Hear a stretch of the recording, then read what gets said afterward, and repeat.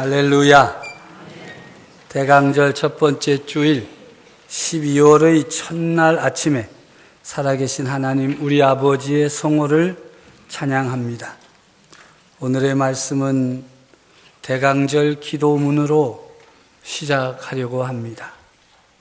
이 세상에 가장 위대한 분으로 오신 예수 그리스도, 그 기쁨을 향해 나아가고자 합니다. 그러나 우리는 서로에게 경솔하고 서로에게 냉정하고 서로에게 무심하고 미움이 가득하여 한없이 비뚤어져 있습니다. 그럼에도 불구하고 하나님께서는 그런 우리의 모습을 그대로 받아들이시고 우리를 새롭게 하십니다. 우리에게 예수님을 선물로 주신 하나님, 우리가 이 땅에서 가장 큰 선물을 받아들일 수 있도록 도와주소서. 이 땅에서 바로 들을 수 있도록, 그리고 바르게 말할 수 있도록, 그리고 바르게 기도할 수 있도록 인도하소서. 아멘. 21세기의 시작을 요란하게 알렸던 때가 바로 그제 같은데 벌써 20년이란 시간이 흘러갔습니다. 한 세기의 5분의 1이 눈 깜짝할 사이에 지나갔습니다. 21세기가 시작될 때 사람들은 온갖 희망을 안고 더 나은 삶을 간절히 기다렸습니다.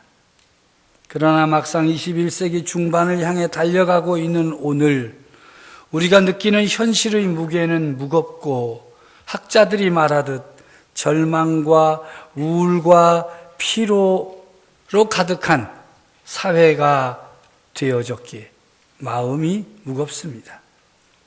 지난 세기에는 우리가 이념에 따라서 미워하고 싸웠지만 작금에 이르러서는 자국적 이익과 개인적 욕심에 따라서 모든 정책이나 계획이 결정되는 더 무서운 시대로 가고 있습니다. 그 대표적인 모델이 바로 자국의 이익을 위해 무자비하게 방위비를 요구하는 미국 트럼프 정부와 화이트리스트로 억지를 부리는 일본 아베 정부입니다.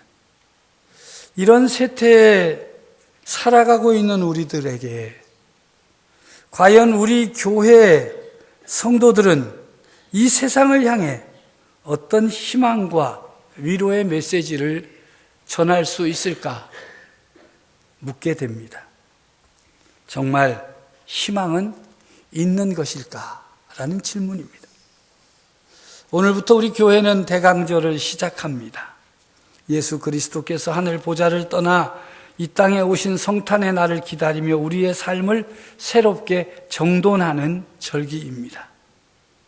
이렇게 우리 그리스도인의 새해는 주님의 오심을 기다림으로 시작됩니다.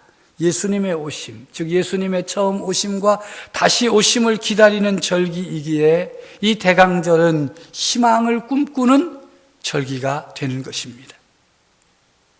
대강절이라고 불리는 이 강림절은 그리스도의 강림, 즉 탄생과 재림을 준비하는 기간으로 크리스마스 직전의 4주간을 말합니다. 이 기간은 대체로 엄숙하게 지내야 했습니다. 많은 학자들의 연구에 의하면 성탄절 이전의 기간은 축제의 기간이 아니었습니다. 마치 부활절 이전의 사순절 기간처럼 이 대강절은 성탄절을 위한 엄숙한 준비 기간이 되었습니다. 파티가 아니라 자기 반성의 시간이자 금식의 시간이었습니다. 그러다가 이 흐름이 바뀌게 되는 계기가 생겼습니다. 300년 중반에 로마 콘스탄틴 대제가 베들레헴에 교회를 세우고 예수 탄생일을 국가 공휴일로 정하고 로마의 사제 율리우스가 성탄절을 12월 25일로 확정하면서 이전보다 더 기쁘게 축하해야 하는 날이 되어졌습니다. 그러므로 이런 두 가지 전통을 지닌 교회가 이 대강절을 어찌 보내야 하는가를 잘 알아야 됩니다. 우리가 성탄의 인사를 어떻게 하지요? 메리 크리스마스예요. 메리는 무슨 뜻이에요? 기쁘다, 즐겁다 하는 거예요. 성탄절은 기쁘게 즐겁게 맞이해야 된다. 여러분, 크리스마스는 뭐겠어요? 그리스도의 희생 제사예요. 우리가 크리스마스 하지만 마스는 제사를 말하는 거예요. 예수 그리스도께서 이 땅에 희생 제물이 되려고 오셨다는 거예요. 그러니까 크리스마스라는 단어와 메리라고 하는 단어는 잘 이렇게 어울리지 않는 거예요. 그런데 우리는 붙여서 하는 거예요. 성탄은 기쁘게도 지내야 되지만 그 안에 뭐가 담겨져 있어요? 희생이 담겨져 있는 거예요. 그래서 교회는 이 대강절을 지키면서 기뻐하고 즐거워하면서도 내면적으로는 어떻게 합니까? 예수 그리스도께서 하늘 보좌를 내어놓으시고 이 땅에 오신 그 희생을 마음에 담고 우리의 삶을 정돈해야 되는 것입니다. 시대가 흐르면서 세 번째 흐름이 생겨났어요. 그것은 그리스도의 재림을 준비하는 소망의 절기가 된 것입니다. 사람은 음식이 없으면 40일을 넘길 수가 없고요.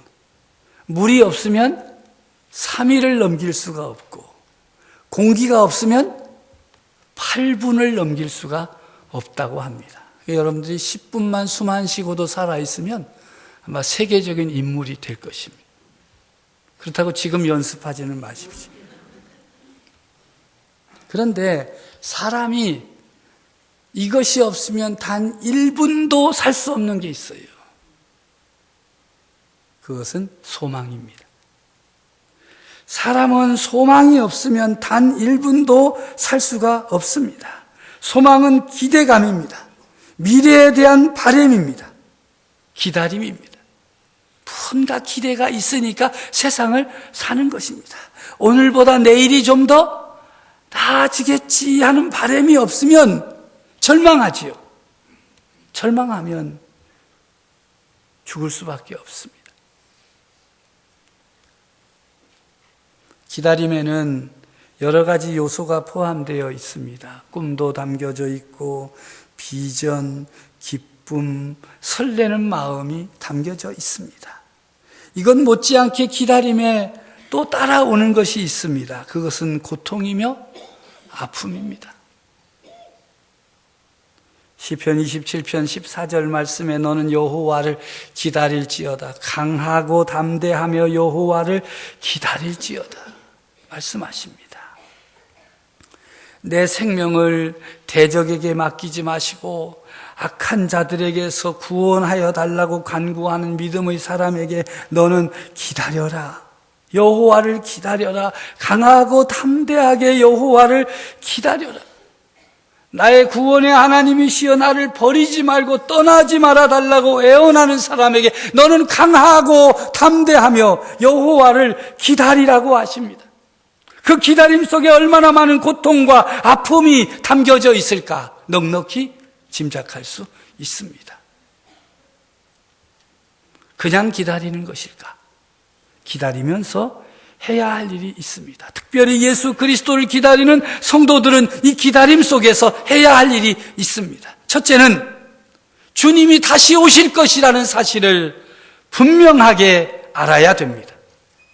주님의 날이 갑자기 임할 것이라는 사실을 분명히 알고 기다려야 합니다. 믿음의 사람들은 언제나 어디서나 이 사실을 잘 알아서 행동해야 됩니다. 어느 날 어느 시에 하나님 앞에 서야 하는지 준비하며 살아야 하는 것처럼 주님의 날을 기다리는 성도들은 주님이 다시 오실 것이라는 사실을 분명히 알고 준비하며 살아야 합니다. 세상 사람들에게는 도둑같이 갑자기 임하는 것처럼 보일지라도 준비하며 사는 성도들에게는 계획하신 대로, 뜻하신 대로, 약속하신 대로 주님이 다시 오시는 것입니다. 두 번째로 우리가 기다리며 살아갈 때에 해야 할 일은 빛의 사람으로 살아야 하는 것입니다. 우리 성도들은 빛 가운데 있는 그리스도인입니다. 하나님의 자녀입니다. 그러므로 빛의 사람으로 살아야 할 것입니다. 우리 성도들은 어둠에 속한 사람이 아닙니다. 모두 다 빛의 사람들입니다. 모든 사람들이 밤에 속하여 밤에 취한 채로 살아가지만 그리스도인들은 낮에 속하였기에 빛 가운데 있기에 정신을 차리고 살아야 하는 것입니다. 깨어있는 한, 정신을 차리고 있는 한 사탄은 우리를 넘어뜨릴 수가 없습니다. 그러나 우리가 어떤 자리에 있는가 망각하게 되면 그때부터 넘어지게 되는 것이지요. 왜냐하면 우리의 대적 마귀가 우는 사자처럼 두루다니며 삼킬 자를 찾고 있기 때문입니다. 그렇다고 해서 우리가 염려할 필요는 없습니다. 왜냐하면 우리는 하나님의 자녀요, 하나님의 약속 가운데 살아가고 있기 때문입니다. 그런데 왜 이 소용없는 일들을 우리의 대적은 해대는 것입니까? 울부짖기도 하고 위협하기도 하고 공갈을 치기도 하고 그냥 안 두겠다고 협박을 하기도 하는데 쓸데없는 일인 줄 알면서도 왜 하는 것입니까? 겁을 먹는 사람들이 많기 때문에 그렇습니다. 우리가 잘 아는 이야기 하나 있죠. 큰 개가 줄에 묶여 있습니다. 근데 어른들은 잘 지나가요. 애들이 못 지나가죠. 우르렁대고 두 발을 들고 달려들 것처럼 보이니까 막 겁이 나가지고 아무리 그래봐야 가까이 다가와서 자기를 물 수 없는 거리가 확실한데도 두려워서 못 지나갑니다. 우리가 우리의 대적과 악한 세력들과 세상의 세력들 앞에서 겁을 먹고 하나님께로 가야 할 그 길을 걷지 못한다면 사탄은 우리를 언제나 조롱거리로 삼을 것입니다. 그래서는 안 되죠. 눈앞에 보이는 어려움과 귀에 들리는 요란한 소리에 두려워하거나 요동해서는 안 됩니다. 믿음의 걸음을 멈추어서도 안 됩니다. 오히려 강하고 담대하게 굳건한 믿음으로 믿음의 길을 걸어가야만 할 것입니다. 그렇게 하려면 빛의 사람으로 강하고 담대하게 살아가려면 지켜야 할 것이 몇 가지 있어요. 첫째는 우리의 마음을 지켜야 됩니다. 성경은 우리의 마음을 지키기 위해 믿음과 사랑의 호심경을 붙이자고 말씀하십니다. 우리의 마음에 들어오는 생각이 어떠한가에 따라서 그 사람의 삶이 결정되기 때문입니다. 우리 성도들은 우리의 마음에 들어오려는 생각이 어떠한가 분별하여서 마음에 채워야 할 것과 버려야 할 것을 구분하고 버려야 할 것은 확실하게 버려야 됩니다. 우리의 대적 마귀는 우리에게 하나님의 생각과 정반대되는 생각을 계속해서 제안합니다. 그때마다 하나님의 말씀으로 파수꾼을 세워서 그것들을 물리쳐야 됩니다. 이런 생각이 믿음에 합당한 것인지 사랑으로 행하는 것인지 분별해야 됩니다. 모든 생각과 모든 상상을 검사하기 위해서 진리가 아닌 것과 옳지 않은 것과 하나님께 속하지 않은 것들을 몰아내기 위해서 우리의 마음에 하나님의 말씀으로 파수꾼을 세워야 할 것입니다. 마음을 지킨다는 것은 가슴을 지킨다는 것입니다. 잠언 4장 23절에 말씀이 있습니다. 함께 읽습니다. 모든 지킬 만한 것 중에 더욱 내 마음을 지키라. 생명의 근원이 이에서 남이니라. 마음을 지켜라. 가슴을 지켜라. 감정과 심장, 정신과 이성 모두가 포함되어 있습니다. 특별한 의미로 쓰이는 것은 너희들의 태도와 감정을 지키라고 하는 것입니다. 태도가 불량하면 제대로 설 수가 없습니다. 감정을 조절하지 못하면 제대로 설 수가 없습니다. 그런데 이런 우리들의 마음을 깨뜨리려고 우리에게 심어놓은 것이 두 가지가 있어요. 우리의 대적이. 꼭 우리의 대적은 우리를 공격할 때 이 두 가지 통로를 통해서 공격합니다. 첫째는 열등감입니다. 네가 뭐 잘난 거 있다고 그러냐? 네가 뭐가 잘났냐? 믿음으로 살아가려고 하면 또 전에도 실패했는데 뭘 또 한다고 그래? 너 나가자마자 잃어버릴걸? 열등감이에요. 근데 사실은 그 열등감은요, 사실이에요. 사실을 근거로 자꾸 우리를 공격하는 거예요. 그래서 사람들이 열등감에 빠져서 헤어나오지 못하는 거예요. 또 다른 통로는요, 정죄감, 정죄하는 거예요. 또 하나님을 믿는다고 하면서 지금까지 죄 지은 거 한번 꼽아봐. 10손가락으로도 모자라지? 아니, 10손가락이 아니라 그거 곱하기 10해도 넘치지? 여러 가지 정죄하는 거예요. 여러분, 지난 한 주간도 성찬 받고 나서 불편하지 않으셨어요? 성찬도 받았는데 또 싸웠네, 또 뭐 여러 가지 일이 있을 거예요. 이러한 생각들은, 이 열등감과 정죄의 그 마음은요, 우리들을 자꾸 어디로 몰아내겠어요? 하나님으로부터 몰아내는 거예요. 멀어지게 만드는 거예요. 이것이 사단의 전략이에요. 우리가 결코 하나님의 인정을 받을 수 없는 사람인 것으로 느끼게 만들어 버리지요. 일부분이긴 하지만 성도들 가운데도 그들의 매일의 삶을 이런 서글픈 열등감과 정죄감 속에서 살아가고 있다는 사실입니다. 이러한 두 개의 요새는 우리의 영적 전쟁에서 반드시 부수어야 됩니다. 그것들을 거부하고 성경에서 하나님이 우리에게 대하여 말씀하시는 것을 받아들여야 돼요. 세상이 나에 대해서 말하고 비난하고 지적질하는 것, 우리의 대적 사탄이 우리를 향해서 계속 열등감을 조장시키고 또 우리를 정죄할 때에 그들의 말에 귀를 기울일 것이 아니라 하나님이 나를 향하여 무엇이라고 말씀하시는 거예요. 너는 내 것이다. 내가 너를 붙들 것이다. 강하고 담대하라 하시는 하나님의 말씀을 듣기보다는 네가 뭘 할 수 있겠느냐, 너는 지금까지도 실패하지 않았느냐, 너 아무리 그래봐라 또 얼마 지나면 그 모양 그 꼴이 될 것이다. 여러분 어떤 말을 들으시겠어요? 그리고 무엇을 선택하고 살아가시겠어요?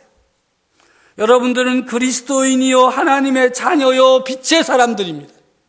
하나님께서 말씀하십니다. 누구든지 그리스도 예수 안에 있으면 새로운 피조물이다. 맞다. 내가 이전에 그렇게 살았다.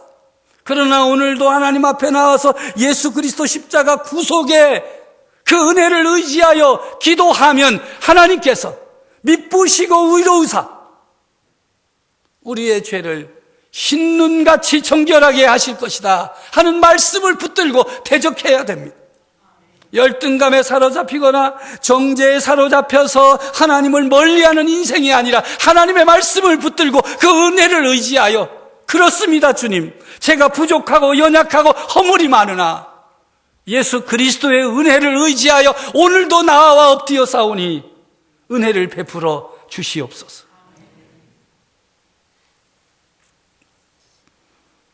또 우리가 지켜야 할 것은 우리의 머리를 지키는 것입니다. 성경은 우리의 머리를 지키기 위해서 소망의 투구를 쓰라고 말씀하십니다. 소망의 투구를 쓰라. 하나님 나라를 바라보고 하나님의 영광을 바라보고 그 나라에 임할 소망을 품어라. 세상의 것은 내 마음대로 되지 않습니다. 원하는 대로 나아가지도 않습니다. 자기 몸 하나조차도 자기 원하는 대로 살 수가 없습니다. 그러나 하나님께서 우리에게 허락하신 하나님 나라의 소망은 언제나 마음껏 누릴 수 있습니다. 소망의 투구를 쓰라. 말씀을 맺습니다. 우리가 이 대강절에 행해야 할 마지막 일은 광야의 소리에 응답하라는 것입니다. 광야에 외치는 자의 소리가 있어 이르되 너희는 주의 길을 준비하라. 그의 오실 길을 곧게 하라. 회개하라. 천국이 가까이 왔느니라. 예수 그리스도를 진심으로 기다리고 원하십니까? 탐욕과 이익에 물든 마음을 회개하십시오. 세상 가치관으로 얼룩지고 고정관념으로 완악해진 삶을 회개하십시오. 자신의 의를 드러내던 태도와 삶의 모습들을 회개하고 하나님의 의를 이루어가는 일에 헌신하십시오. 그리고 간절히 기도하며 간구하십시오. 아멘. 주 예수여 오시옵소서. 기도하십시다. 하나님 아버지, 우리가 이 시간 대강절을 맞는 성도들의 삶이 어떠해야 하는가 말씀을 받았습니다. 하나님, 우리에게 주신 이 말씀들 마음에 담게 하시고 저들이 예수 그리스도를 온전히 기다리며 주님의 오심을 사모하며 간구하게 해 주시옵소서. 빛의 자녀로 살아가게 해 주시옵소서. 빛의 사람으로 세상 가운데 희망을 나누어 주는 믿음의 자녀들이 되게 해 주시옵소서. 예수 그리스도 이름으로 기도하옵나이다. 아멘.